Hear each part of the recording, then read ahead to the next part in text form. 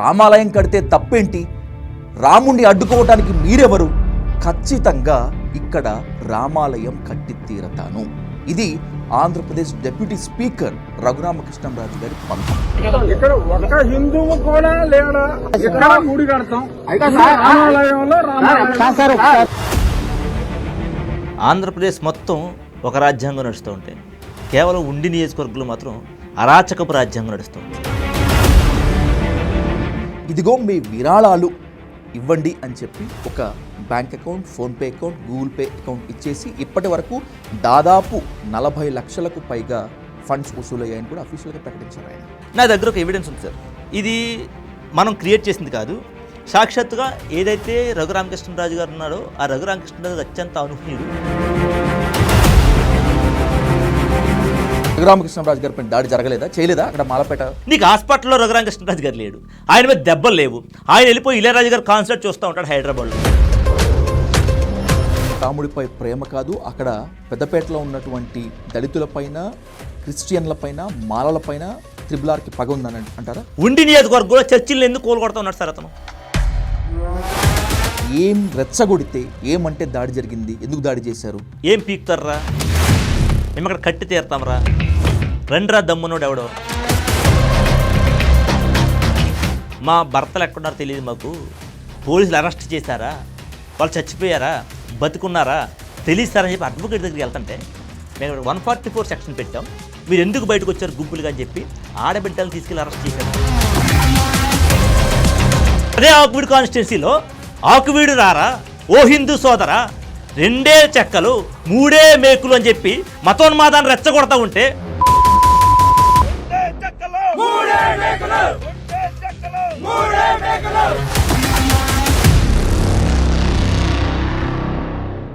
నేరమే రాజ్యమై అధికారం చెలాయిస్తూ ఉంటే అమాయకులు నేరస్తులు కాకుండా జైళ్లలో మగ్గిపోకుండా ఎలా ఉంటారు?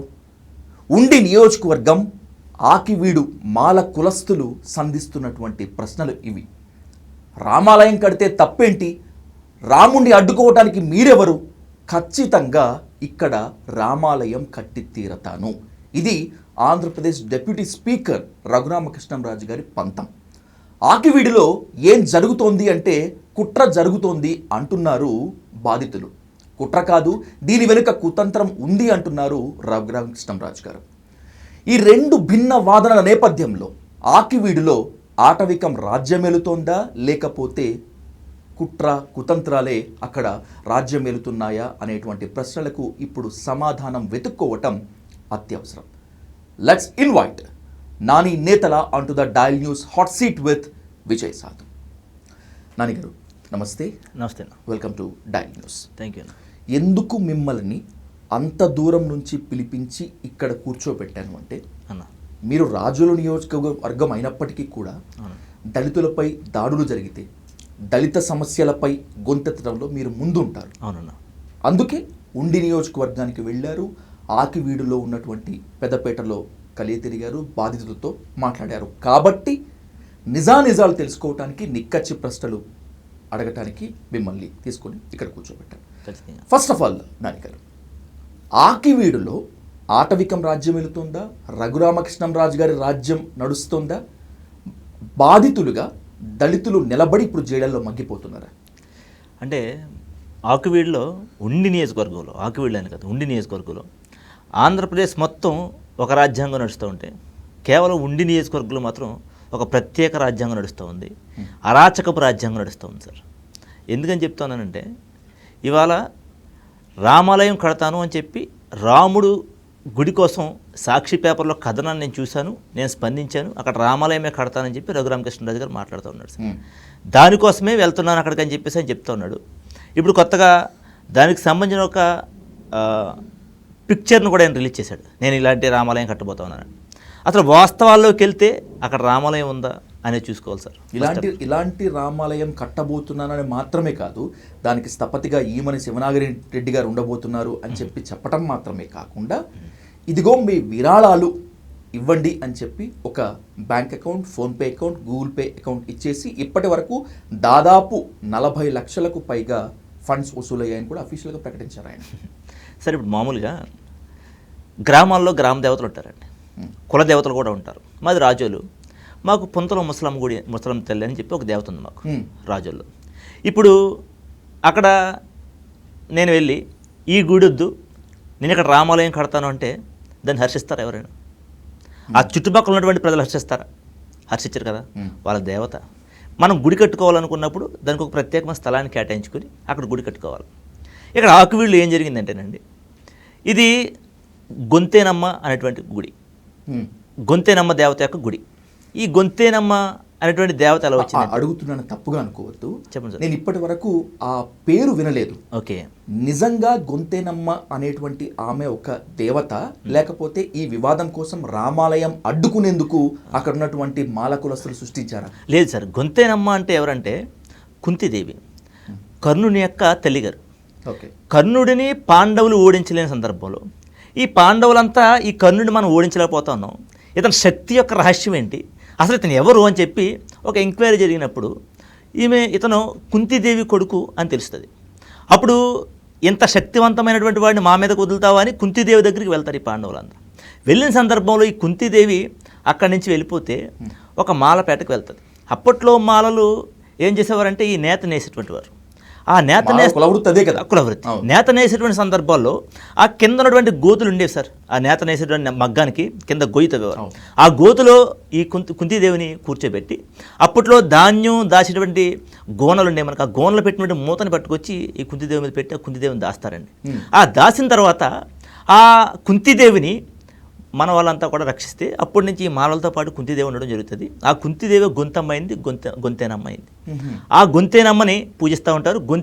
గొంతేనమ్మకి రూపం లేని సందర్భం చేత నందిని పెట్టి నందిని పూజిస్తూ ఉంటారు.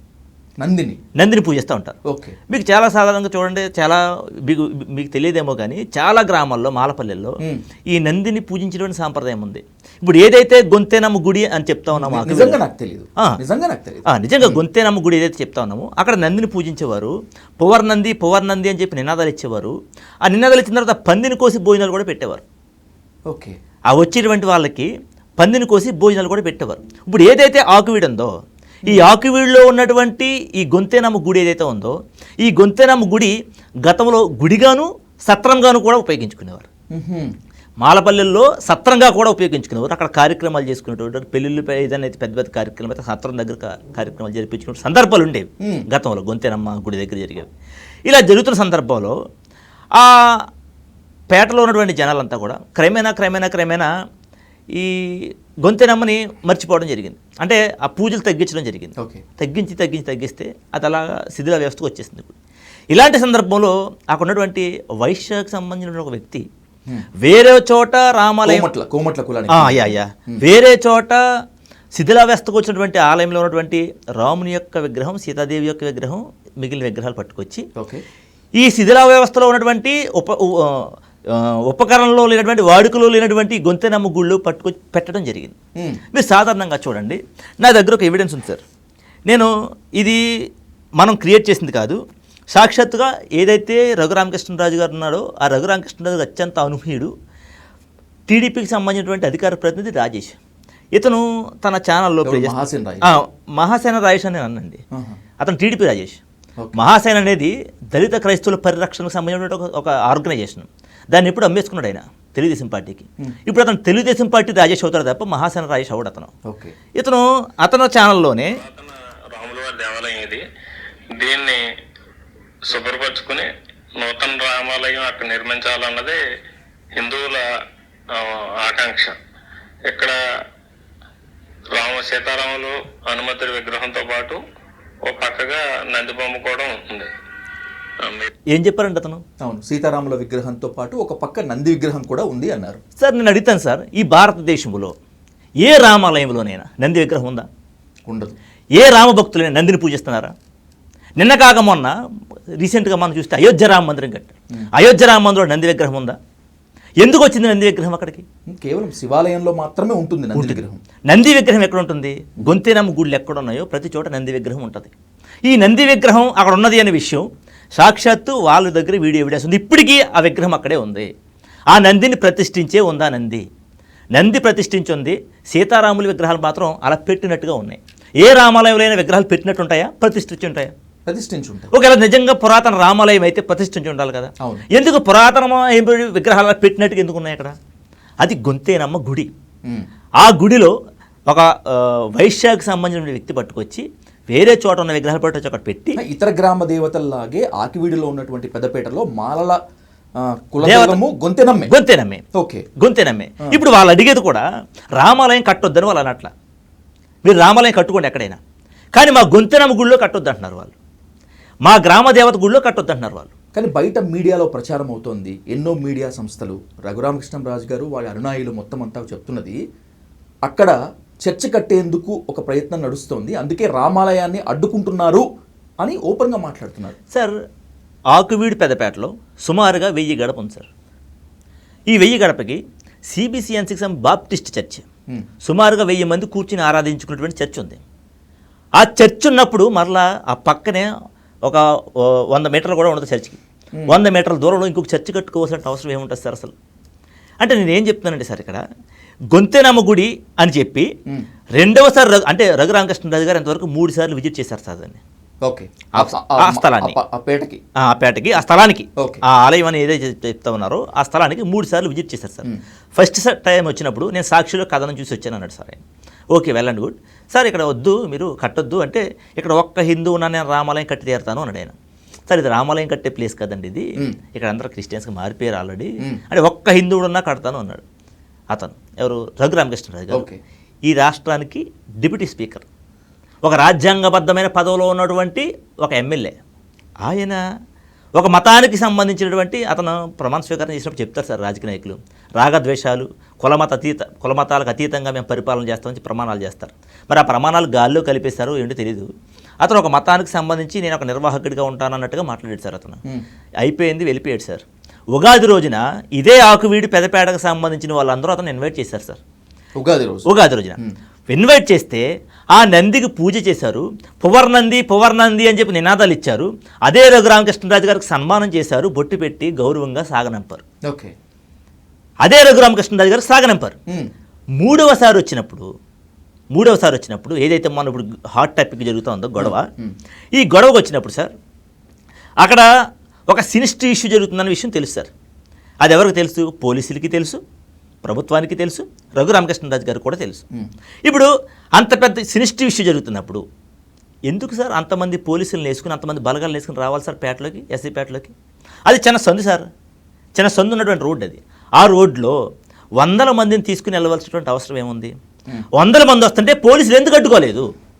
ఇక్కడ లా అండ్ ఆర్డర్ ఇష్యూ వస్తుంది, శాంతి భద్రతల ఇష్యూ వస్తుంది అనే విషయం పోలీసులకు తెలియదా? ఇది పోలీసుల నిర్లక్ష్యం కాదా?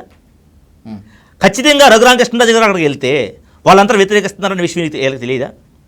ఎందుకంత పారామిలిటరీ దళాలు పెట్టి, ఇప్పుడు రాములు వారి శ్రీరామనవమి సార్, ఆ రోజు రాములు వారి విగ్రహానికే పూజ చేయాలంటే కుటుంబంతో వెళ్ళండొచ్చు కదా. మీరు ఉగాదికి వెళ్ళినప్పుడు మిమ్మల్ని సన్మానించారు కదా, మీరు ఉగాదికి వెళ్ళినప్పుడు మిమ్మల్ని సన్మానించారు, మీకు బొట్టు పెట్టి గౌరవంగా సాగనంపారు కదా. ఇప్పుడు మీరు శ్రీరామనవమికి వెళ్తున్నప్పుడు కూడా అదే జరుగుద్ది కదా. మీరు ఎందుచేత విద్వేషాలు రెచ్చగొట్టే వాళ్ళని కూడా పెట్టుకుని వెళ్ళారు మీరు? ఈ పేటతోటి విద్వేషాలతో ఉన్నటువంటి పాత గొడవల్లో ఉన్నటువంటి ఈ గౌరవనీయులు అయినటువంటి వ్యక్తిని, జేడి ప్రసాద్ అనేటువంటి వ్యక్తిని వీళ్ళని తీసుకుని వెళ్ళవలసినటువంటి అవసరం ఎందుకు వచ్చింది? ఇప్పుడు మీరు చెప్తున్నటువంటి ఆ అనిలు, జేడి ప్రసాద్ ఇద్దరే ఈ కేసులో బాధితులుగా ఉన్నారు. వాళ్ళే బాధితులు, వాళ్ళే గొడవ చేసిన వాళ్ళు కూడా.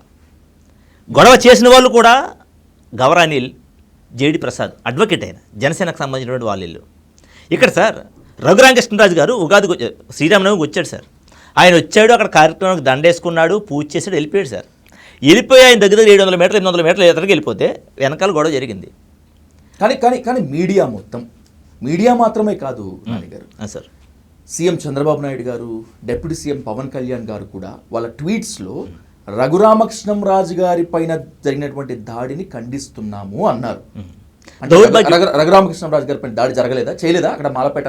అంటే దౌర్భాగ్యం ఏంటంటే సార్, ఇక్కడ అంటే కల్పరేట్ మీడియా అంటాను. ఎందుకనంటే ఈ రాష్ట్రంలో కూటమి ప్రభుత్వం ఏర్పడిన తర్వాత ఈ జనసేన పార్టీకి సంబంధించిన కార్యకర్త కరెంట్ షాక్ కూడా చనిపోయాడు సార్, పిఠాపురం మల్లమ్మ అనేటువంటి ఊర్లో సురేష్ కుమార్ సంథింగ్ చనిపోయాడు సార్. వాడికి న్యాయం చేయండి అని అడిగితే వాడి కుటుంబాన్ని ఆ పేటను వెలేశారు సార్. వెలివేత జరిగిందని చెప్పి ఆంధ్రప్రదేశ్ రాష్ట్ర మీడియా అంతా తెలుసు, సోషల్ మీడియా అంతా కూడా గట్టిగా వైరల్ అయింది.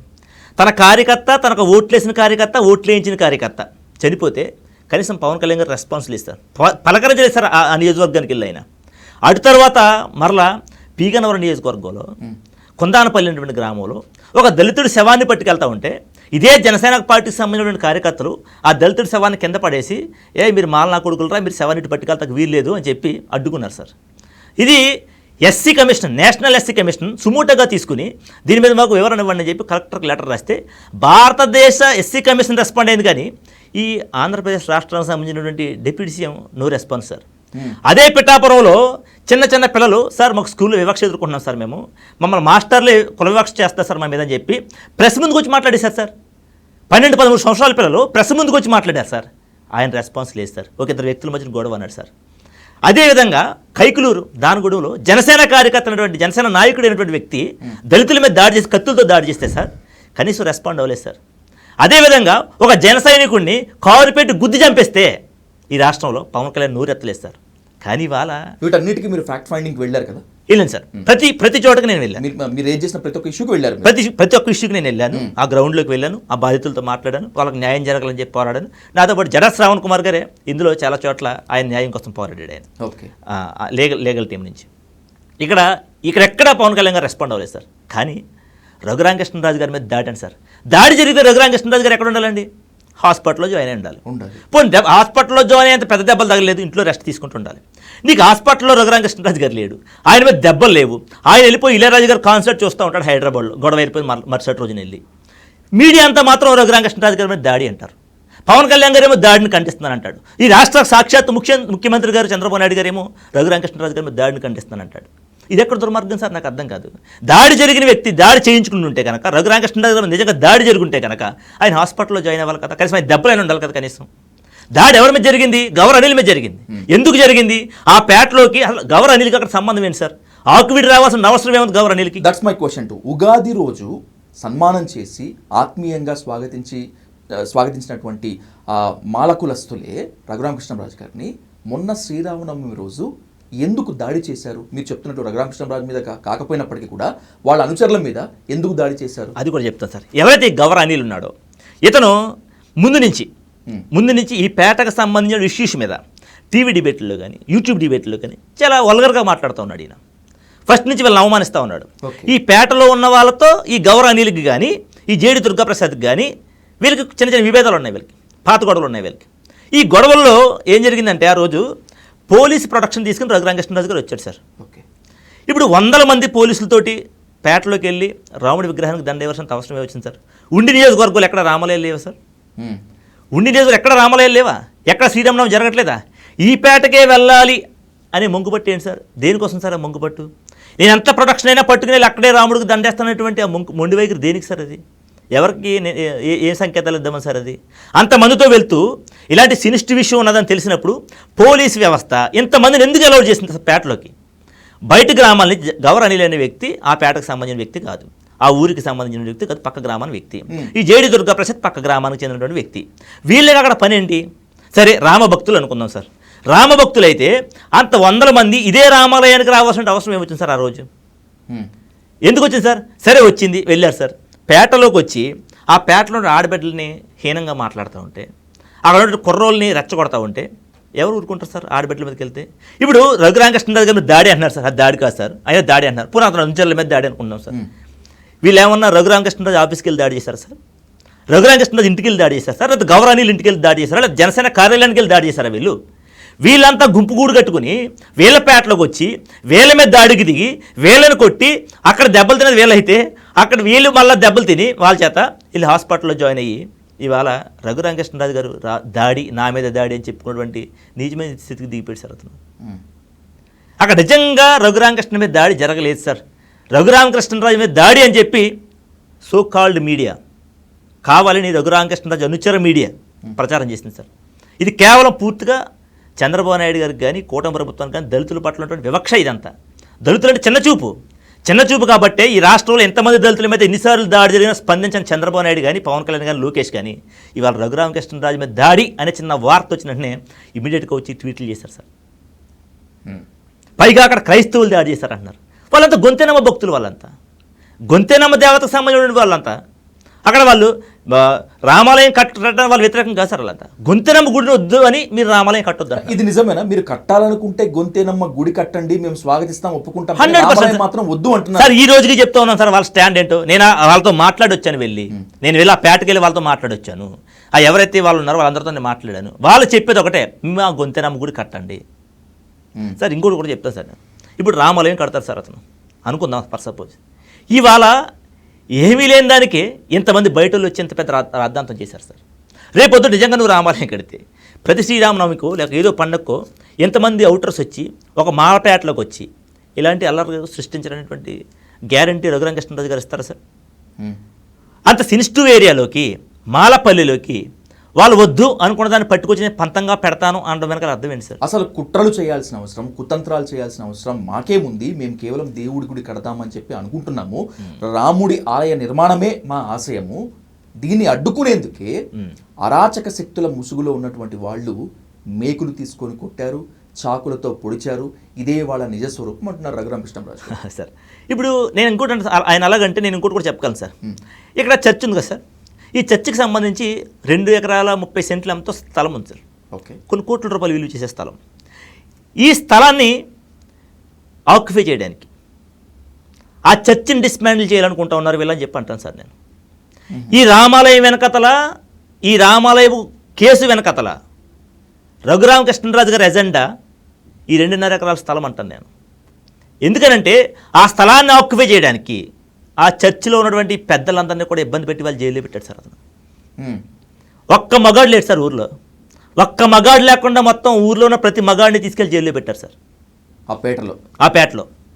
వాళ్ళ పేటకు వచ్చి వాళ్ళ మీద దాడులు చేసి అదే న్యాయం కోసం వెళ్ళినటువంటి ఆడబిడ్డలని 7 గంటలకు వెళ్ళారు సార్ వాళ్ళు పోలీస్ స్టేషన్కి. సార్ మా పేటకి ఇలా వచ్చి గౌరవ అనిల్ అనేటువంటి వాడు కానీ లేకుంటే జేడీ ప్రసాద్ అనేటువంటి వాడు కానీ దాడి చేశారు సార్ అని చెప్పి కంప్లైంట్ ఇవ్వడానికి 6 గంటలకు వెళ్ళారు సార్ ఈవినింగ్ టైంలో. నైట్ 11 గంటల దాకా ఆడబిడ్డల పోలీస్ స్టేషన్లో కూర్చోబెట్టారు తప్ప వచ్చిన కంప్లైంట్ తీసుకోలేదు సార్ పోలీసులు. ఎంత నిర్లక్ష్యం ఇది, ఎంత నిర్లక్ష్యం సార్ ఇది. ఒక ఆడబిడ్డ చిన్న బాబుని ఎత్తుకుని వచ్చి సార్ మా బాబుకి బాగాలేదు, నా భర్త జైల్లో ఉన్నాడు, వాడికి జ్వరం వస్తే కానీ తీసుకెళ్ళి దిక్కులేదు నాకు అని చెప్పి ఆ తల్లి బాధపడతా ఉంటే నా హృదయం నిజంగా కలించిపోయింది సార్. నిజంగా ఏం పాపం చేశారు సార్ వాళ్ళు? ఏం పాపం చేశారు సార్ వాళ్ళు? ఈ భారతదేశంలో నానాటికి నేటికి ఇంత అభివృద్ధి చెందినటువంటి భారతదేశంలో ఇంత దారుణమైన వివక్ష చూపిస్తూ ఉన్నారంటే ఈ ఆంధ్రప్రదేశ్ రాష్ట్రంలో ఏంటి సార్ కారణం? ఎందుచేత ప్రభుత్వాలు మాట్లాడావు సార్? రఘురామకృష్ణరాజు గారిని ఎందుకని బర్తరఫ్ చేయరు సార్ ఇంత దుర్మార్గం చేస్తుంటే? ఒక డిప్యూటీ స్పీకర్ హోదాలో ఉండి ఎంత దుర్మార్గం చేస్తూ ఉంటే, దళితుల మీద క్రైస్తవుల మీద దాడికి దిగుతూ ఉంటే, ఓపెన్ స్టేట్మెంట్లు ఇస్తూ ఉంటే ఎందుకని ప్రభుత్వం స్పందించదు సార్? రఘురామకృష్ణరాజు గారి మీదకి ఆకివీడు పెదపేటలో ఉన్నటువంటి మాలలను ఎగదోస్తుంది జగన్మోహన్ రెడ్డి. దీని వెనుక వైసీపీ ఉంది, అందుకే సాక్షిలో ఆ రామాలయం కథనం వచ్చింది అనేటువంటిది open comment and open allegation. ఇప్పుడు సాక్షిలో కథనం వచ్చింది అన్నారు కదా సార్. సాక్షి కథనాన్ని చూసి రఘురామకృష్ణరాజు గారు రెస్పాండ్ అయ్యాను అన్నాడు. ఇదే సాక్షిలో గత సంవత్సరం కూడా వచ్చింది ఇదే రామాలయం స్టోరీ. ఈ సంవత్సరమే కాదు వస్తా, ఇంతకు ముందు సంవత్సరం కూడా వచ్చింది. ఐ హ్యావ్ దట్ ఎవిడెన్స్, నా దగ్గర ఉంది ఎవిడెన్స్. ఇంతకు ముందు సంవత్సరం వచ్చి అప్పుడు ఎందుకు రెస్పాండ్ అవ్వలేదు సార్ రఘురామకృష్ణరాజు గారు? ఇంకోటి ఏంటంటే సాక్షిలో వచ్చింది కాబట్టి భారతమ్మ గారు చేశారు, జగన్మోహన్ రెడ్డి గారు చేశారు అంటా ఉన్నాడు. అంటే సాక్షిలో వచ్చిన ప్రతి కథనానికి జగన్ గారు భారతి గారు బాధ్యులైతే ఇవాళ రఘురామకృష్ణరాజు గారు చేస్తున్నటువంటి నల్లరంతరికి చంద్రబాబు నాయుడు గారు బాధ్యులా, లోకేష్ గారు బాధ్యులా, పవన్ కళ్యాణ్ గారు బాధ్యులా? కూటమిలో ఉన్నారు కాబట్టి కూటమి నాయకులందరూ బాధ్యులా దీనికి? అంటే మేము చంద్రబాబు నాయుడు గారు ఇదంతా చేస్తాడు అనుకోవాలా? ఎందుకంటే నిన్న ఈ టిడ్కో ఇల్లు ఏదో ఇచ్చారు సార్ అతను. టిడ్కో ఇల్లు 2019 కట్టిన ఇల్లు ఇస్తే అతను ముఖ్యమంత్రి గారు ముస్లిం ఇంటికి వెళ్తాడు, ఆయన నమాజ్ చేస్తాడు, హిందూ ఇంటికి వెళ్తాడు, ఆయన పూజ చేస్తాడు, కానీ క్రిస్టియన్ ఇంటికి ఎందుకు వెళ్ళలేదు? అంటే క్రైస్తవుల మీద కూటమి ప్రభుత్వం కక్ష కట్టిందా? వీళ్ళు జగన్మోహన్ రెడ్డి గారు క్రైస్తవుడు అని చెప్పి మాట్లాడుతున్నారు. దమ్ముంటే జగన్మోహన్ రెడ్డితో చూసుకోండి. అమాయక ప్రజల మీద ఏంటి సార్ వీళ్ళు పెత్తనం? అమాయక ప్రజల మీద ఏంటి సార్ వీళ్ళ కక్ష? ఇప్పుడు సాక్షి కథనంలోనే వచ్చి ఉంటే కనుక సార్, సాక్షిలో చాలా కథనాలు వస్తాయి సార్, చాలా కథనాలు వస్తాయి. సాక్షిలో వచ్చిన ప్రతి కథనానికి జగన్ గారే బాధ్యులు అంటే ప్రభుత్వ యాడ్లు కూడా వేస్తూ ఉంటారు సాక్షిలో. ప్రభుత్వానికి సంబంధించిన యాడ్లు కూడా సాక్షిలు వేస్తారు. జగన్ గారు ప్రభుత్వం ఇప్పుడు ఏదైతే టీడీపీ గవర్నమెంట్ ఉందో దానికి సపోర్ట్గా వేస్తున్నాడా ఆయన యాడ్లు? కాదు కదా. సాక్షి అంటే ఒక సంస్థ, అది దానికి ఎడిటర్స్ ఉంటారు, దానికి సంబంధించిన ఒక మేనేజ్మెంట్ ఉంటుంది, వాళ్ళు దాన్ని చూసుకుంటారు. ఈ రామాలయానికి సంబంధించినటువంటి వార్త సాక్షిలో వచ్చిన వాడడం వాస్తవం. గత సంవత్సరం కూడా వచ్చింది వార్త. గత సంవత్సరం లేనటువంటి గరువు ఇప్పుడు ఎందుకు వచ్చింది దీనికి రఘురామకృష్ణరాజు గారికి? 2019 నుంచే ఈయన ఎంపీ కదా సార్, రాజకీయాలు కదా. 2019 నుంచి ఎప్పుడు కూడా రాముల వారి దేవాలయం గుర్తురాలేదు సార్ దీనికి. సార్ వాళ్ళు నిజంగానే గొంతెనమ్మ గుడి ఉంది సార్ ఇక్కడ. ఈ గొంతెనమ్మ గుడి ఉన్నటువంటి ఈ నియోజకవర్గం, ఉండి నియోజకవర్గానికి గతంలో చాలామంది ఎమ్మెల్యేలు పనిచేస్తారు సార్. ఈ ఎమ్మెల్యేలు ఎవరికి తెలియదు సార్. ఇక్కడ గుడి ఉంది, ఇక్కడ రామాలయం ఉంది.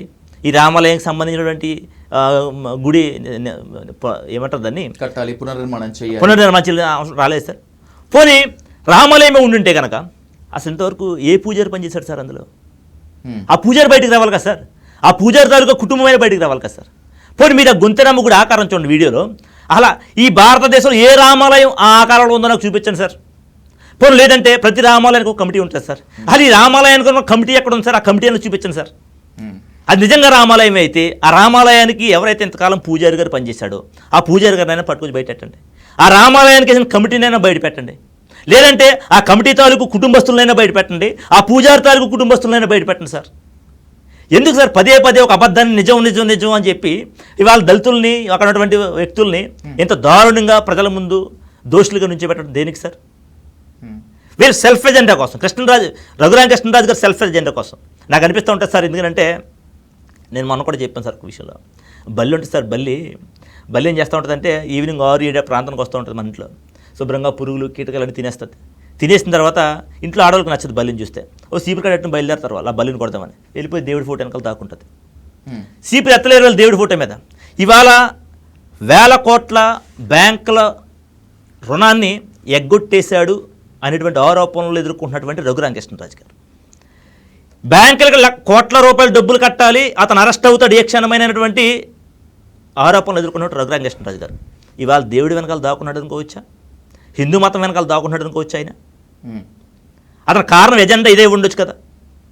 అతను కేసుల నుంచి తప్పించుకోవడానికి ఉద్యమాల్లో ఉన్నాడు, ఇతను టచ్ చేయకూడదు అనేటువంటి అవగాహన రప్పించడం కోసం, ఆ అపోహ రప్పించడం కోసం ఇవాళ గొంతెనమ్మ గుడిని రామాలయంగా చిత్రీకరిస్తూ ఉన్నాడు సార్ అతను. సార్ నిజంగా అది రామాలయమే అయితే సార్ రామాలయం కట్టేయమన్నాడు సార్, కానీ ఒక్క ఆధారం చూపించమన్నాడు సార్. ఎందుకని ఆ విగ్రహాలు అలా పెట్టినట్టుగా ఉన్నాయి అక్కడ? రామాలయంలో ఈ భారతదేశంలో ఎక్కడైనా నంది విగ్రహం ఉందా? అసలు నందిని ఎందుకు పెట్టారు? నందిని ఎందుకు ప్రతిష్ఠించారు సార్? అక్కడ ఉన్నటువంటి రాళ్ళు ఉంటాయి కదండి, పురాతన రాళ్ళు. ఆ రాళ్ళ మీద పేర్లు ఉన్నాయి, పూర్వీకుల పేర్లు, దాతల పేర్లు ఉన్నాయి. ఓకే, స్టిల్ ఇప్పటికీ నాకు ఎవిడెన్స్ ఉంది, మీకు ఇస్తాను. ఆ దాతల పేర్లు ఉన్నాయి. ఆ దాతలు అందరూ ఎవరు? ఎస్సీ సామాజిక వర్గం, మాల సామాజిక వర్గానికి చెందినటువంటి వాళ్ళు, ఆ సత్రానికి సంబంధించినటువంటి దాతలు. మరి ఇప్పుడు అదే విధంగా ఇది రామాలయం అయితే ఆ రామాలయం దాతలు కూడా ఉండాలి కదా, ఆ దాతల తాలూకు కుటుంబ సభ్యులైనా ఉండాలి కదా. దశాబ్దాల రామాలయం అయితే ఆ రామాలయం తాలూకు యొక్క ఆ దాతలు ఉండాలి కదా, దాతల వివరాలు ఉండాలి కదా. పోనీ దాతలు చనిపోయారండి చాలా దశాబ్దాల కాలం రామాలయం అంటే కనుక, లేదు ఆ కుటుంబ సభ్యులను ఉండాలి కదా సార్. పోనీ లేదు మిమ్మల్ని ఆకువీడులో రామాలయం కట్టమని ఏ సామాజిక వర్గం వాళ్ళైనా అడిగారా? రఘురామకృష్ణరాజు గారు మా రామాలయం చిదిలి వ్యవస్థకు వచ్చేసింది, మాకు న్యాయం చేయండి అయ్యా అని. ఆ పక్కన చాలా కమ్యూనిటీస్ ఉన్నాయి సార్, ఆర్యవైశ్యులు ఉన్నారు, ఇంకా చాలా కమ్యూనిటీస్ ఉన్నాయి సార్ అక్కడ. వీళ్ళు ఎవరైనా అడిగారా? పోనీ ఏ కాపు సోదరులైన అడిగారా? ఏ ఆర్యవైశ్య సోదరులైన అడిగారా? ఏ మాల సోదరులైన అడిగారా? మిమ్మల్ని ఎవరు అడిగారని మీరు ఇవాళ అంత పంతానికి పోయి నేను రామాలయమే కడతానంటున్నారు? మీరు రామాలయం కట్టొచ్చు, పక్కన ఇంకో 4 సెంట్లు ఎక్కడ స్థలం కొని కట్టొచ్చు కదా. రాముడి మీద భక్తి అయితే, రాముడి మీదే భక్తి అయితే రఘురామకృష్ణరాజు గారికి పక్కన ఎక్కడ ఒక 4 సెంట్లు స్థలం కొని రామాలయం కట్టొచ్చు కదా.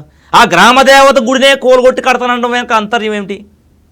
రాముడిపై భక్తి కాదు, రాముడిపై ప్రేమ కాదు, అక్కడ పెద్దపేటలో ఉన్నటువంటి దళితులపైన, క్రిస్టియన్లపైన, మాలలపైన త్రిబులార్కి పగ ఉందని అంటారా? 100% ఉంది సార్, 100% ఉంది. కాబట్టి ఇవాళ 70కి పైగా చర్చిలు కోలుగొట్టాడు సార్ ఆయన. ఉండి నియోజకవర్గంలో చర్చిలు ఎందుకు కోలుగొడతా ఉన్నాడు సార్ అతను? అనుమతులు లేని కారణంగానే చర్చిల్ని కూలగొడుతున్నాం, మున్ముందు కూడా ఇంకా చర్చిలు కూలగొడతాం, అనుమతులు లేనివి, కలెక్టర్ గారికి నేను ఈ విషయంలో లేఖ రాశాను అని చెప్పి అంటున్నారు. ఒకవేళ నిజంగా అనుమతి లేకుండా చర్చ్ అయితే ఏంటి, మసీద్ అయితే ఏంటి, గుడి అయితే ఏంటి, కూలగొడితే తప్పేంటి? ఎన్ని హిందూ దేవాలయాలకు పర్మిషన్లు ఉన్నాయి సార్ ఉండిలో? ఎన్ని హిందూ దేవాలయాలకు పర్మిషన్లు ఉన్నాయి? ఎన్ని మసీదులకు పర్మిషన్లు ఉన్నాయి? వాటిని కూడా కోలుకొడతారా? నేను అడుగుతున్నది అదే. ఒకవేళ చర్చిల్ని కూలగొట్టినప్పుడు అనుమతులు లేకపోతే గుడి అయితే ఏంటి, మసీద్ అయితే ఏంటి, కూలగొడితే తప్పేంటి? కూలగొట్టలేదు సార్, హిందూ దేవాలయాలు అతను టచ్ చేయలేదు ఒకటి కూడా. అతను కేవలం చర్చిలు మాత్రమే కన్స్ట్రక్షన్స్ కూలగొట్టాడు అతను. ఇప్పుడు మరలా ముఖ్యంగా మొన్న ఆయన ప్రెస్ మీట్ పెట్టి 170 చర్చిలను మేము ఐడెంటిఫై చేసాము, అనాథరైజ్డ్ చర్చెస్, ఇంటి పన్నులు కడుతూ మందిరాలు నడుపుకున్నటువంటి వాళ్ళకు కూడా నోటీసులు ఇచ్చాం, అవన్నీ కూడా మూత ముగిస్తామంటా ఉన్నాడు సార్. అసలు ఇతను శాసనసభ్యుడేనా, రాజ్యాంగబద్ధంగా ఎన్నికయ్యాడా, లేదా కూటమి ప్రభుత్వం ఏమైనా క్రైస్తవుల పట్ల దళితుల పట్ల పక్ష కట్టిందా? నాకు ఎందుకు అనిపిస్తుంది టీడీపీ పార్టీ అంటే టార్గెటింగ్ దళిత పార్టీకినా, లేకుంటే టార్చరింగ్ దళిత పార్టీకినా టీడీపీ అంటే? ఇది అసలు ఇక్కడ ఈ రాజ్యాంగం నడుస్తూ ఉంది అసలు ఆంధ్రప్రదేశ్లో ఏం నడుస్తూ ఉంది సార్? చర్చిలు కోలుగొట్టేటువంటి, దళితులు ఇల్లులు కోలుగొట్టేటువంటి, వాళ్ళు అంత టార్గెటెడ్గా దళితుల మీద కక్ష సాధింపులు ఏంటి సార్? చంద్రబాబు నాయుడు గారికి కానీ, కూటమి ప్రభుత్వానికి కానీ, రఘురామకృష్ణరాజు గారికి కానీ వాళ్ళంతా అనుకుని చేస్తూ ఉన్నారా, లేకపోతే ఉండి నియోజకవర్గ ఎమ్మెల్యే గారు ఎందుకు యాక్షన్ తీసుకోవట్లేదు చంద్రబాబు నాయుడు గారు? పర్మిషన్ లేదన్నారు కదా సార్. చర్చిలకు పర్మిషన్ లేనప్పుడు గుడికి ఎక్కడ ఉన్నాయి సార్ పర్మిషన్లో? ఏ గుడికి పర్మిషన్ చూపించమని ఉండిలో? ఆ గుడిలన్నీ కోలుగొట్టమని చూస్తాను నేను. అసలు టచ్ చేయగలరా హిందూ దేవాలయం ఇతను? పర్మిషన్ లేని హిందూ దేవాలయం టచ్ చేయగలరా రఘురామకృష్ణరాజు గారు? అంటే చర్చిలు అంటే ఎస్సీలు, వాళ్ళ మీద కక్ష, వాళ్ళ మీద పగ ఈ కూటమి ప్రభుత్వానికి. దాదాపు 67 మందిని జైల్లో పెట్టింది ఈ కేసులో. ఇంకొంతమంది బయట ఉన్నారు, వాళ్ళ కోసం కూడా గాలింపులు జరుగుతున్నాయి. దీంట్లో ముఖ్యులు అంటే ఎవరైతే నిందితులుగా ఉన్నారో వాళ్ళందరూ వైసీపీ వాళ్ళ, లేకపోతే నాకున్న సమాచారం మేరకు నేను విన్నట్టు టీడీపీ జనసేన వాళ్ళ? ఇందులో గొప్ప జోక్ ఏంటండి సార్, ఇంతవరకు ఈ టీడీపీ పార్టీకి చెందిన అధికార ప్రతినిధి ఒక ఆయన మాట్లాడుతూ ఉన్నాడు సార్. అతను ఏమంటాడంటే జగన్మోహన్ రెడ్డి పెద్ద స్కెచ్ చేశాడు, ఫ్లాప్ అయిపోయింది అని చెప్పేసి మాట్లాడుతున్నారు సార్. జగన్మోహన్ రెడ్డి గారు స్కెచ్ చేస్తే ఈ కేసులో A1 A2లుగా టీడీపీ వాళ్ళు ఎందుకు పెట్టారు సార్? టీడీపీ పార్టీకి చెందిన వాళ్ళు ఈ కేసులో A1 A2లుగా ఎందుకున్నారు? ఓకే, ఆ టీడీపీ పార్టీ వాళ్ళు అక్కడ ఎందుకు రఘురామకృష్ణరాజు గారికి వ్యతిరేకంగా స్టేట్మెంట్లు ఇచ్చారు? టీడీపీ పార్టీ వాళ్ళు. ఇది పార్టీలకు సంబంధించిన విషయం కాదు సార్, ఇది గొంతెనమ్మ గుడికి సంబంధించిన విషయం. ఇది క్రైస్తవులకు సంబంధించిన విషయం కాదు సార్, ఇది గొంతెనమ్మ గుడికి సంబంధించినటువంటి విషయం. కానీ పబ్లిసిటీ అవుతోంది, డిస్కషన్ అవుతోంది, హిందూ వర్సెస్ క్రిస్టియన్, ఇంకా చెప్పాలి అంటే రామాలయం వర్సెస్ చర్చ్ కాదా? అది 100% కాదు సార్. ఇవాళ రఘురామకృష్ణరాజు గారి ఎజెండా నెరవేరాలంటే హిందువులు రెచ్చగొట్టాలి. క్రైస్తవులు తిడితే, క్రైస్తవులను బ్యాన్ చేస్తే ఆటోమేటిక్గా హిందువుల్లో ఉన్నటువంటి వాళ్ళకి ఏమనిపిస్తుంది? అంగో క్రైస్తవ చర్చలు ఆయన ఆపేస్తా ఉన్నాడు కాబట్టి ఈ క్రైస్తవులు చేస్తూ ఉన్నారు అనేటువంటి ఒక అపోహకు పోతారు సార్. అమాయకులైనటువంటి హిందువుల్ని ఇందులో దూరుస్తూ ఉన్నాడు సార్ అతను. అంటే ఒక ఆడకొస్తే ఆ రోజు జరిగినటువంటి దాడి రఘురామకృష్ణరాజు గారికి సంబంధం లేని దాడి సార్. అసలు ఏంటి, ఏం రెచ్చగొడితే ఏమంటే దాడి జరిగింది, ఎందుకు దాడి చేశారు సార్? అనిల్ పైన, జేడీ ప్రసాద్ పైన. సార్ అనిల్, జేడీ ప్రసాద్ అనేటువంటి వాళ్ళు వీళ్ళని వ్యక్తిగత దోషణలు చేశారు. అక్కడ ఏం పీకుతారా, మేము అక్కడ కట్టి తీరుతాంరా, రండిరా దమ్మునోడు ఎవడో, రెచ్చిపోండ్రా, మీరు ఎంత రెచ్చిపోతారా రెచ్చిపోండ్రా అని చెప్పి రెచ్చుకుంటారు సార్. ఆ వీడియోస్ కూడా దగ్గర ఉన్నాయి సార్. రెచ్చిపోండ్రా, మీరు ఎంత రెచ్చిపోతారా రెచ్చిపోండ్రా. వాళ్ళ పేటకు వచ్చి వాళ్ళని మీరు రెచ్చిపోండ్రా అని రెచ్చగొడితే రెచ్చిపోరా సార్? అమాయకుడు యువత ఏం చేస్తారు సార్? ఆ పిల్లలు తీసుకురావడానికి పెద్దలు వెళ్తే ఆ పెద్దల మీద కూడా కేసు కట్టారు. ఆ రోజుని ఒక చంటిబిడ్డ తల్లి అని చెప్పాను కదా సార్ ఇందాక, అతను అసలు ఆ గొడవలు లేడు సార్. అతను ఇంట్లో బాత్రూంలో ఉన్నవాడిని ఆ గొడవ ఏం జరుగుతుందని చెప్పి అతను షర్ట్ కూడా లేకుండా బయటకు వచ్చి చూస్తే ఆ వీడియోలో పడ్డాడు సార్. అతను కూడా పట్టుకెళ్ళిపోయారు సార్. అంటే ఇంట్లో ఒక మగోడిని కూడా ఉంచకూడదనేటువంటి టార్గెట్ ఏంటి? అంత దుర్మార్గమైన టార్గెట్ ఏంటి? పేటలో గొడవ జరిగింది. గొడవ జరిగినప్పుడు ఒక 57 మంది మీద కేసు కట్టారన్నారు వీళ్ళు. కేసు కట్టిన దాంట్లో వీడియో ఎవిడెన్స్లో ఉన్న వాళ్ళందరినీ కేసులు ఇరికిస్తూ ఉన్నారు సార్. ఇప్పుడు 57 మంది కలిపి ఒకటి కొడితే బతుకుతారు సార్? ఏం తగిలింది సార్ అతను దెబ్బలు? ఏదో మేకులు అని చెప్పి 2-3 సార్లు గుచ్చుకున్నాయి సార్. అది కూడా ఒక్కలకే. ఎంతమంది భక్తులు వెళ్ళారు సార్ అక్కడికి? అంతమందిని కాదని గౌర అనిల్ ఒక్కడిని ఎందుకు కొట్టారు సార్? ఓకే, అంతమంది వెళ్ళారు కదా రఘురామకృష్ణరాజు గారు కూడా భక్తులు, అంతమంది పోలీస్ ప్రొటెక్షన్ ఉంది కదా. పారామిలిటరీ దళాలు వచ్చారు, ఎస్పీలు వచ్చారు, డిఎస్పీలు వచ్చారు, పెద్ద పోలీస్ ఆఫీసర్లు అందరూ వచ్చారు ఆ రోజు. ఎంతమంది సమక్షం ఉన్నా కూడా గౌర అనిల్ మీద ఎందుకు దాడి జరిగింది సార్? అంటే వ్యక్తిగత ద్వేషం ఉంది కాబట్టి గౌర అనిల్ ఒక్కడే కావాలని రెచ్చగొట్టాడు కాబట్టి అంతే కదా సార్. మరి లేదంటే ఇప్పుడు పోలీసులు ఏం చేస్తున్నారు? అతను కొడేతంటే పోలీస్ వ్యవస్థ అంతమంది పోలీసులు ఉన్నారు, మీకు వీడియోలు ఉన్నాయి దగ్గర. అన్ని పోలీసులు ఉన్నా కూడా ఒక కార్యకర్తను పట్టుకుని కొట్టేస్తుంటే, ఒక భక్తుని కొట్టేస్తుంటే పోలీసులు ఏం చేస్తున్నారు? ఈ నిర్లక్ష్యం ఎవరి పోలీసులు కదా. మీరు తప్పు చేసి వీళ్ళ కేసులు ఇరికిస్తారా? మీరు కంట్రోల్ చేయడానికి కదా వచ్చారు. పోలీసులు ఎందుకు వచ్చారు? అంతమంది పోలీసులు మీకు గొడవ జరుగుతుందనే ఇన్ఫర్మేషన్ మీకు ఉంది. మీకు గొడవ జరిగితే ఇన్ఫర్మేషన్ లేకపోతే పోలీసులు రారు కదా. మీకు ఇంటెలిజెన్స్ పనిచేస్తుంది, ఇన్ఫార్మర్స్ ఉంటారు మీకు. అన్ని ఉన్నప్పుడు ఇక్కడ గొడవ జరుగుతుందని తెలిసినప్పుడు మీరు ఎందుచేత దాన్ని కట్టడి చేయలేకపోయారు? ఎవరు ఫెయిల్యూర్ ఇది? పోలీస్ వ్యవస్థ ఫెయిల్యూర్ కాదా ఇది? అమాయకులను దళితులు పట్టుకుని 57 మంది మీద కేసులు కట్టి లోపలేస్తారా? ఎక్కడో పేపర్ ప్లేట్ మీద అంబేద్కర్ ఫోటో వేశారని చెప్పి 11 మంది మీద కేసు కడితే ఇదే కూటమి ప్రభుత్వ పెద్దలు 11 మంది మీద దళితుల మీద కేసు కట్టేశారు, దళితుల మీద కేసు కట్టేశారని చెప్పి ఎలక్షన్లో ఎంత దారుణంగా వాడుకున్నారు వీళ్ళు.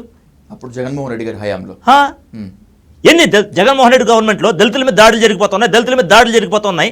ఎన్ని వాడుకున్నారు జగన్ గారు గవర్నమెంట్లో. వ్యక్తులు కొట్టుకున్నారు కనుక. కానీ ఇక్కడ వ్యక్తులు కాదే, వ్యవస్థలే దాడి చేస్తూ ఉన్నాయే. రాజ్యాంగబద్ధమైన పదవిలో ఉన్న వాళ్ళే దాడి చేస్తూ ఉన్నారే. నోరు మీద పరే చంద్రబాబు నాయుడు గారు, ముఖ్యమంత్రి గారు నోరు మీద పరే. 57 మంది అమాయకుల మీద, దళితుల మీద కేసులు కట్టేసి లోపలేసేస్తే అందులో ఆడవాళ్ళని కూడా పట్టుకెళ్తే ఏంటి సరే దుర్మార్గం. నిన్న కాక మొన్న కొంతమంది ఆడబిడ్డలు ఓకే, వీళ్ళంతా అడ్వకేట్ దగ్గరికి వెళ్తా ఉన్నారు.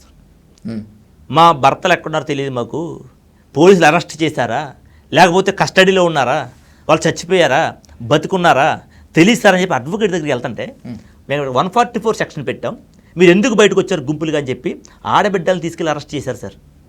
మరి అదే ఆకువీడు కాన్స్టిట్యున్సీలో వాడెవడో వచ్చి ఆకువీడు రారా, ఓ హిందూ సోదరా, 2 చెక్కలు 3 మేకులు అని చెప్పి మతోన్మాదాన్ని రెచ్చగొడతా ఉంటే నిద్రపోతా ఉన్నారు సార్ వీళ్ళు. ఏంటి 2 చెక్కలు 3 మేకలు ఏంటి అంటే యేసుక్రీస్తుకి 2 చెక్కల సిలువ మీద 3 మేకులు కొట్టి సిలువేశారని ఒక నినాదాన్ని ఇస్తూ వాళ్ళని రెచ్చగొడుతూ, ఓ హిందూ సోదరా, దమ్ముంటే కదిలిరా, నిద్రమొత్తు వదలరా, ఆకువీడు కదిలిరా అని చెప్పి నినాదాలు ఇస్తూ ఉంటే 10 సంఖ్యలో జనాలు సార్ రెచ్చగొడుతూ ఉన్నారు సార్. సోషల్ మీడియా అంతా వైరల్ అయింది వీడియో.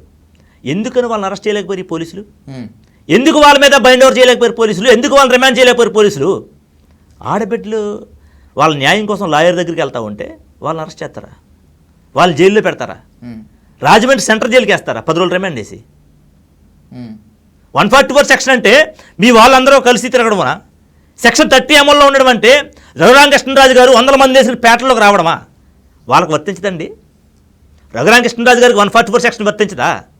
రఘురామకృష్ణరాజు అనుచరులకి 144 సెక్షన్ 30 వర్తించదా? ఏం సందేశం ఇస్తా ఉన్నారు పోలీసు వారు? ఇది పోలీసుల నిర్లక్ష్యం కాదా? ఇది అంతమంది పేటలోకి జనాలు వచ్చి ఎంత గొడవ జరుగుతూ ఉంటే ఏం చేస్తున్నారు పోలీసులు? ఇంతమంది పోలీసులు ఏం చేస్తూ ఉన్నారు? అంతమంది భక్తులతో వస్తే రఘురామకృష్ణరాజు గారిని ముట్టుకోలేదు, ఆ వచ్చిన భక్తులు ఎవరిని ముట్టుకోలేదు. ఒక గౌరవాణిల మీద దాడి జరిగిందంటే గౌరవాణిలు ఏం చేస్తే దాడి జరిగింది? రెచ్చగొడితే కాదా? దీని ఎందుకు సార్ ఇంత తప్పుడు వేలో చూపిస్తుంది మీడియా? అంటే వీళ్ళకి వాయిస్ లేదు, వీళ్ళ చేతిలో మీడియా లేదు, అదే కదా. 130 చర్చలకి రఘురామకృష్ణరాజు గారు నోటీసులు పంపించాడు సార్.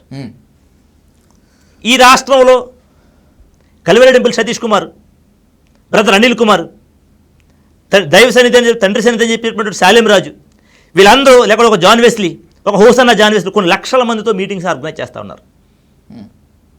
వీళ్ళకి ఎప్పుడైనా నోటీసులు ఇచ్చారు? వీళ్ళు పర్మిషన్లు ఉన్నాయని అడిగారు? ఎవరైనా అడిగారే వీళ్ళు? ఇవాళ దళిత క్రిస్టియన్స్ అంటే ఎందుకంత పగ మీకు? ఈ కూటమి ప్రభుత్వానికి, చంద్రబాబు నాయుడు గారికి ఎందుకంత కక్ష వీళ్ళకి? ఏళ్ల తరబడి క్రైస్తత్వంలో ఉన్నటువంటి దళితుల యొక్క నేటికి పేదరికంలోనే ఉన్నారు సార్. ఇవాళ వీళ్ళు వేసేటువంటి కానుకలు ఇచ్చుకున్నటువంటి సతీష్ కుమార్ ఫ్లైట్లో తిరుగుతూ ఉన్నాడు, వీళ్ళు ఇచ్చే కానుకలు ఇచ్చుకున్నటువంటి అనిల్ కుమార్ ఫ్లైట్లో తిరుగుతూ ఉన్నాడు, వీళ్ళు ఇచ్చే కానుకలు ఇచ్చుకున్నటువంటి జాన్ వెస్లీలు, దైవ సన్నిధి తండ్రి సన్నిధి శాలిం రాజులు ఇదంతా ఫ్లైట్లోని కారులో తిరుగుతూ ఉంటే వీళ్ళ నేటికి ఒక పూట తిని ఆ మరుసటి రోజు వాళ్ళు వండుకునే బియ్యంలో కూడా గుప్పుడు బియ్యం తీసి వాళ్ళ కోసం దాస్తూ ఉన్నారు సార్.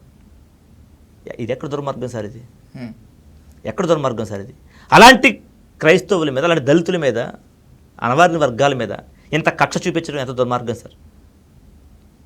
రామాలయం పేరుతో దళిత సామాజిక వర్గాన్ని టార్గెట్ చేయడం ఎంత దుర్మార్గం సార్? ఇది ఆంధ్ర రాష్ట్రంలో ఉన్నటువంటి రామభక్తులందరికీ చెప్తా ఉన్నాను సార్. నేను రామాలయానికి వ్యతిరేకం కాదు, రాముడి గుడి కట్టడానికి వ్యతిరేకం కాదు, కానీ ఆ ప్రాంత ప్రజలు కూడా అదే చెప్తున్నారు. మేము రామాలయానికి వ్యతిరేకులం కాదు, మేము రాముడి గుడి కట్టడానికి వ్యతిరేకులం కాదు, కానీ మా గొంతేనమ్మ గుడిలో కట్టవలసినటువంటి అవసరం ఏముంది అని అడుగుతున్నారు సార్ వాళ్ళు. ఆ గుడి కట్టడం కోసం ఇంతమందిని అరెస్ట్ చేయవలసిన అవసరం ఏముంది? రేపు నువ్వు రామాలయం కట్టే అదే పేటలో కదా, రామాలయం కట్టేది. మరి వాళ్ళందరిని అరెస్టులు చేసి ఇంట్లో మగోడిని కూడా లేకుండా చేసి అంత అంత అగ్రెసివ్గా వెళ్ళి గుళ్ళు కట్టవలసిన అవసరం ఏమొచ్చింది సార్ రఘురామకృష్ణరాజు గారికి? ఇది ఆంధ్రప్రదేశ్ ప్రజలందరూ ఆలోచించాలి సార్, తెలుగు ప్రజలందరూ ఆలోచించాలి సార్ దీన్ని.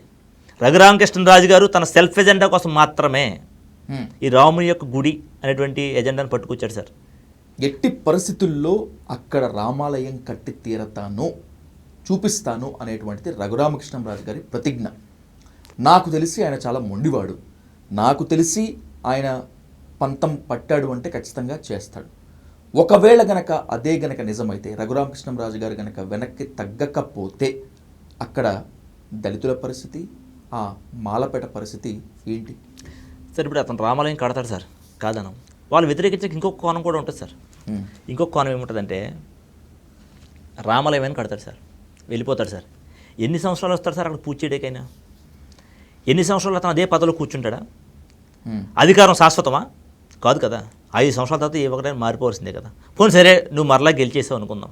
అతను చెప్తున్నాడు కదా నేను ప్రెస్ మీట్లో, ఏదో 80% నా వెనకాల ఉన్నారు, 20% మీరు ఓట్లు వేయకపోతే నాకు వచ్చిన నష్టమేమీ లేదు, ఈ 20% ఎవరైతే రఘురామకృష్ణరాజుకి ఓట్లు వేయమంటారో మీరు అందరూ మీటింగ్ పెట్టుకుంటే చెప్పండి, నేను భూమిలో పెట్టిస్తాను అంటున్నాడు ఈయన. మీకు చెప్తే సార్ 100 ఓట్లు అనుకో, ఈ 100 ఓట్లలో ఒక 40 ఓట్లు జగన్ గారికి ఉంటాయి, ఒక 40 ఓట్లు చంద్రబాబు పవన్ కళ్యాణ్కి పంచుకుంటారు.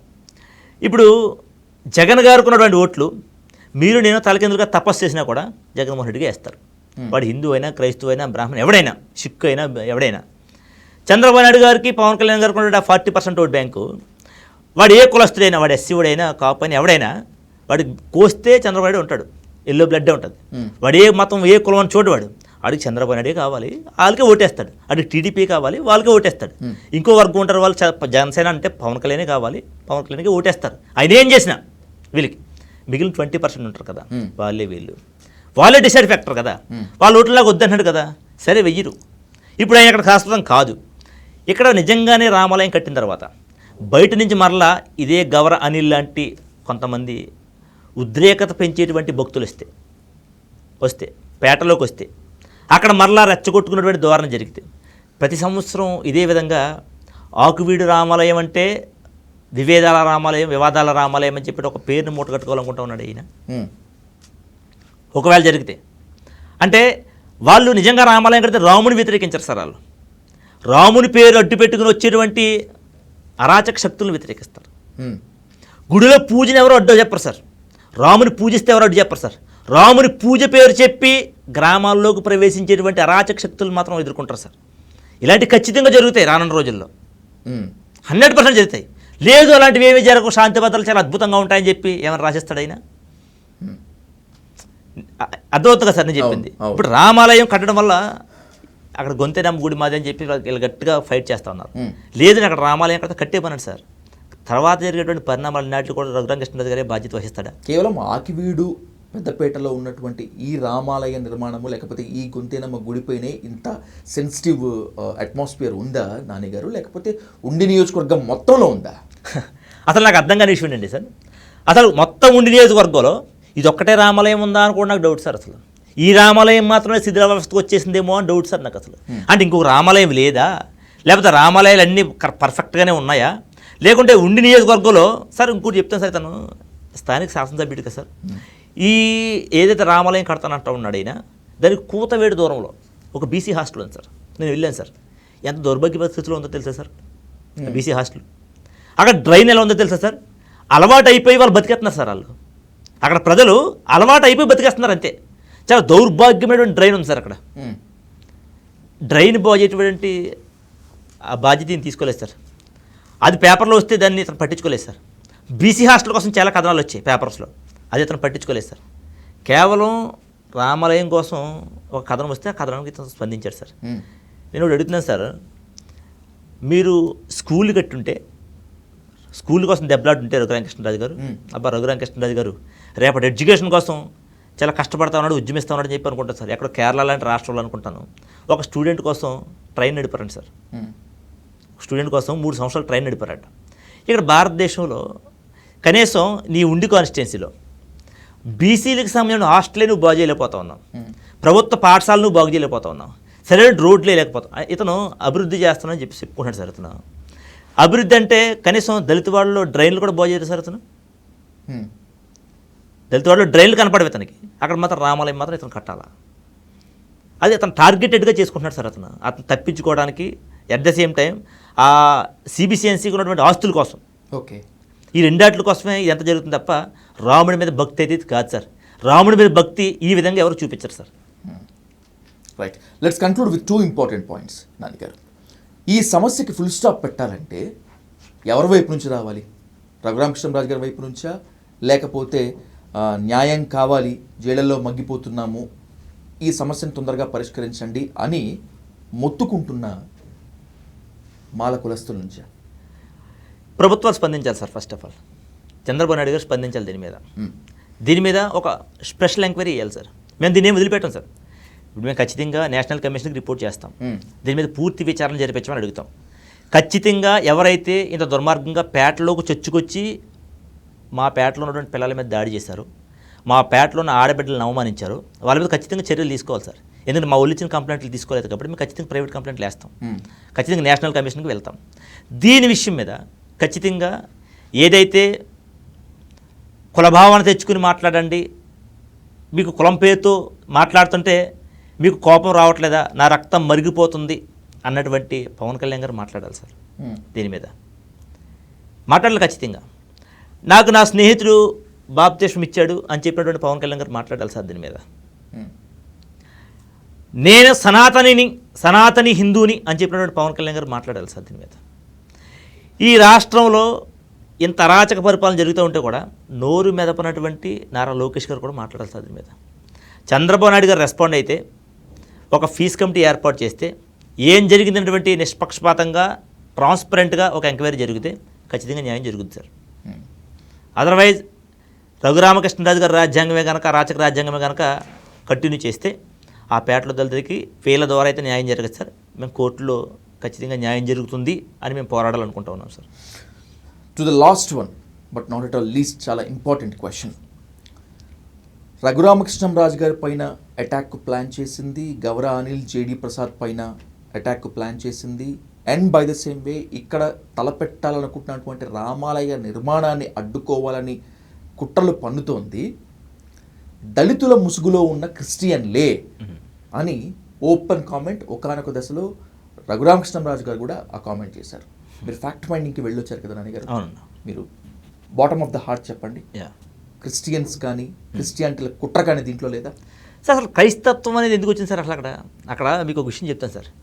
ఇక్కడ క్రిస్టియన్లకి హిందువులకి మధ్య గొడవ కాదు సార్. అది గొంతెనమ్మ భక్తులకి రఘురామకృష్ణరాజు గారికి జరుగుతున్నటువంటి గొడవ, గొంతెనమ్మ భక్తులకి ఈ గౌరా అనేటువంటి వీళ్ళ వర్గానికి జరుగుతున్నటువంటి గొడవ సార్. అది వాళ్ళు కూడా సమేత ఆర్ఎస్ఎస్ అని విశ్వ హిందూ పరిషత్తులు పనిచేస్తూ ఉన్నారు సార్. గౌరా అనిల్ కానీ జేడీ ప్రసాద్ అనేటువంటి వాళ్ళు సమేత దాంట్లో వర్క్ చేస్తూ ఉన్నారు. వీళ్ళు ఏమనుకుంటా ఉన్నారంటే ఆ పేటలో ఉన్న వాళ్ళందరూ కూడా క్రిస్టియన్స్ అనుకుంటున్నారు సార్. వాళ్ళ అపోహది మాత్రమే. ఆ పేటలో ఉన్న అందరూ క్రిస్టియన్స్ అని. ఇప్పుడు గొంతెనమ్మ భక్తులు అనేటువంటి వాళ్ళు పూజించడం మానేశారు. ఎందుకంటే ఉన్నటువంటి పరిస్థితులను బట్టి ఆ గుడిని బాగు చేసుకోలేకపోయారు. వాళ్ళకున్న పరిస్థితులను బట్టి గుడి బాగు చేసుకోలేకపోయారు. వాళ్ళు అడిగారు, ఉగాదికి పిలిచినప్పుడు పూజ చేసినప్పుడు రఘురామకృష్ణరాజు గారు అడిగారు, సార్ మా గుడిని మీరు డెవలప్ చేసేస్తానంటే మేము మరలా గొంతెనమ్మకి మేము పూజలు చేసుకుంటాం, మా నైవేద్యాలు మేము పెట్టుకుంటాం అని చెప్పి అడిగారు వాళ్ళు. ఆ ఎవిడెన్సెస్ ఉన్నాయి మన దగ్గర. ఓకే, అది అడిగిన తర్వాతే పువర్నంది నినాదాలు కూడా ఇచ్చారు అక్కడ వాళ్ళు. అక్కడే రఘురామకృష్ణరాజు గారు నవ్వుతే వాళ్ళకి సన్మానం చేసి బొట్టు పెట్టి పంపించారు రఘురామకృష్ణరాజు గారు. ఇక్కడ క్రిస్టియన్స్ ఎక్కడ వచ్చారు సార్? అందులో కేవలం ఏంటంటే క్రిస్టియన్ సంస్థకు సంబంధించిన ఆస్తులు ఉన్నాయి సార్. అక్కడ క్రిస్టియన్ చర్చ్ ఏదైతే ఉందో ఆ చర్చికి సంబంధించిన ఆస్తులు ఉన్నాయి సార్. ఆ ఆస్తుల్ని నువ్వు దొబ్బాలంటే ఏం చేయాలా? ముందు ఆ చర్చిలో ఉన్న పెద్దలను కొట్టాలా. ఆ పెద్దలను కొట్టాలంటే వాళ్ళందరినీ పట్టుకొచ్చి ఇందులో ఇన్వాల్వ్ చేసి వాళ్ళందరినీ జైలు పెట్టారు. ఇవాళ 2 ఎకరాల 30 సెంట్ల స్థలం ఏదైతే ఉందో సిబిసిఎన్సి స్థలం, ఆ స్థలాన్ని కబ్జా చేయలేనటువంటి కుట్ర చాలా పెద్ద ఎత్తున జరుగుతుంది అక్కడ. దీన్ని మాత్రం ఎవరు బయటకు తీసుకొచ్చి మాట్లాడట్లా. ఆ స్థల వివాదం ఎవరు మాట్లాడట్లా. కేవలం రాముని విగ్రహం, రామ మందిరం ఇదే మాట్లాడుతూ ఉన్నారు సార్. నిజంగా సార్, నిజంగా రామ మందిరమే కట్టాలనుకుంటే కనుక ఈ గొంతెన భక్తులకి అభ్యంతరం ఏమి లేదు సార్. ఆ పక్కన ఎక్కడైనా ఒక 4 సెంట్లు స్థలం ఇచ్చి కట్టుకోమని సార్. దానికి అభ్యంతరం ఏమి లేదు సార్. అసలు రాముడికి ఎవరు వ్యతిరేక ఉంటారు సార్? రాముడు మంచి బాగుండే ఎందుకు సార్ అసలు రాముని వ్యతిరేకిస్తారు సార్? అసలు రాముని వ్యతిరేకించవలసిన అవసరం ఏముంది సార్? అక్కడ రామ భక్తులు వ్యతిరేకించవలసిన అవసరం ఏముంది సార్? అక్కడ మాలపేటలో ఉన్నటువంటి ఆ గుడిలో ఏ అగ్రవర్ణాలు కానీ లేకుంటే ఇతర కులస్తులు కానీ ఎవరు వచ్చి అక్కడ అడగట్లేదే ఇక్కడ మాకు రామాలయం కావాలి అని. ఎవరు అడగకపోయినా కూడా మీరు కడతానని మొండిపట్టుకు వెళ్ళారు అంటే, ఒక వర్గాన్ని తీసుకుని వెళ్తా ఉన్నారు అంటే దానికి అర్థం ఏంటి సార్? అసలు ఇది క్రిస్టియన్స్కి సంబంధించిన గొడవ కాదు సార్. గొంతెనమ్మ భక్తులకి ఎవరైతే ఆ స్థలాన్ని కబ్జా చేయాలనుకుంటే ఆలోచన కలిగి ఉన్నారో వాళ్ళకి మధ్యలో జరుగుతున్నటువంటి వివాదం ఇది. రైట్.